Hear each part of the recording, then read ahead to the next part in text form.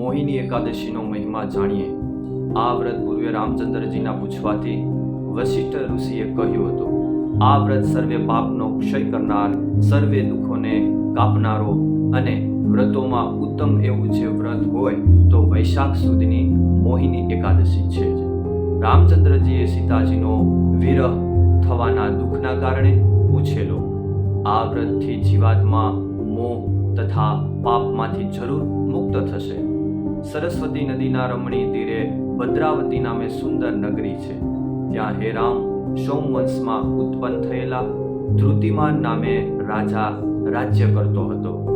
તે ધન ધાન્યની વૃદ્ધિવાળો, પુણ્ય કર્મને પ્રવર્તનારો, પાણીનું પરબ તથા સમ તથા બગીચાઓ બંધાવનારો ધનપાલ નામે પ્રસિદ્ધ વૈશ્યવાણીઓ વસતો હતો। તે ભગવત ભક્તિમાં તત્પર તથા શાંત ચિત્ત વાળા આ વાણિયાને 5 પુત્ર હતા।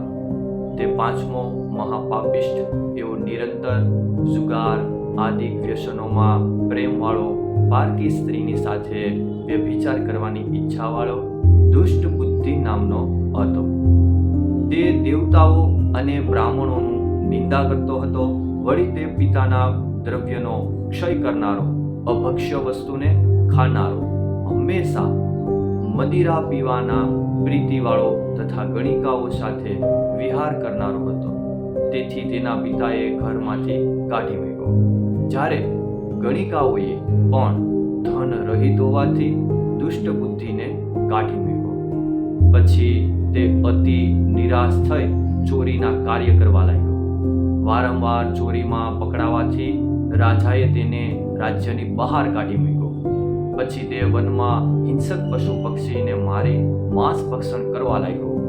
વર્ષો વીત્યા બાદ પૂર્વના કોઈ પુણ્ય કારણથી તે કૌંડિન્ય ઋષિના આશ્રમમાં આવ્યો। ત્યાં શોક અને પીડાને પામતો આ દુષ્ટ બુદ્ધિ વૈશાખ માસમાં ગંગાને વિશે સ્નાન કરતા એવા તપરૂપ ધનવાળા કૌંડિન્ય ઋષિના ટપકતા એવા ભીના વસ્ત્રના છાંટાનો સ્પર્શ થવાથી તરત જેના સર્વ પાપો અશુભ કૃત્યો નાશ પામ્યા છે એવો તે દુષ્ટ બુદ્ધિ કૌંડિન્ય ઋષિની આગળ 2 હાથ જોડી ઊભો રહીને બોલ્યો કે જન્મથી આરંભે અને પાપ કરવાની લીધે મારી પાસે હાલમાં કાંઈ બીજું નથી, માટે તેનું પ્રાયશ્ચિત બતાવો। ત્યારે ઋષિ બોલ્યા, જેણે કરીને તારા પાપો તરત નાશ પામે એવા ઉપાય એકાગ્ર મનથી સાંભળ। વૈશાખ મહિનાના શુક્લ પક્ષને વિશે મોહિની નામની પ્રસિદ્ધ એકાદશી છે। આ વ્રત કરવાથી મેરુ પર્વતના જેટલા પણ પાપો નાશ પામે છે। આવું ઋષિનું વચન સાંભળે દુષ્ટ બુદ્ધિ મનની અંદર પ્રસન્ન થયો અને પછી શાસ્ત્ર મુજબ વ્રત કર્યું। પછી તે પાપ રહિત થયો, દેવતાના જેવો દેહવાળો થઈ ગરુડની ઉપર બેસી તથા સર્વ પીડાઓથી મુક્ત થઈ વિષ્ણુના લોકમાં ગયો। ગુરુ વશિષ્ઠ બોલ્યા, હે રામચંદ્રજી, 3 લોકની અંદર અજ્ઞાન તથા મોહનો નાશ કરનારી આ મોહિની એકાદશી છે। એથી ઉત્તમ બીજું કોઈ વ્રત નથી। હે રામ, યજ્ઞ, તીર્થો અને દાનો આ મોહિની એકાદશીના 16મા ભાગમાં પણ આવતું નથી। માટે હે રાજાઓ, મોહિની એકાદશીનો પાઠ કરવાથી તથા શ્રવણ કરવાથી આપણે દરેક પાપમાંથી મુક્ત થશો। અસ્તુ, વંદે માતરમ।